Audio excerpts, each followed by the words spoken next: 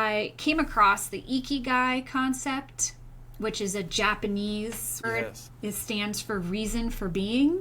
Yes. And if you Google this, there's a map, and my brain loves maps. So there's a map of 4 things, 4 quadrants that overlap, and you essentially have to play Connect 4. So I'll explain what these 4 segments are. If you draw 4 circles and basically have them interconnect in the center, the idea is to identify that center spot, which is your Ikigai, your reason for being, like why you want to wake up in the morning and contribute. The 4 quadrants are identifying what do you love to do. The second one is what are you good at? Because those are 2 very different things. Then the third is, what does the world need? Or said differently, what problems exist in the world that you would love to help solve? And then the 4th quadrant is, and then what can I get paid to do? So I love that because it helps you think big. Like I had things like, oh, I want to be a goat yoga instructor because that would be so much fun. But I didn't know, I wasn't a yoga instructor to begin with, and I don't have any goats. So I was like, oh, well. And then I could get paid, but probably not enough to pay all of my bills. So how does that work for those that are listening?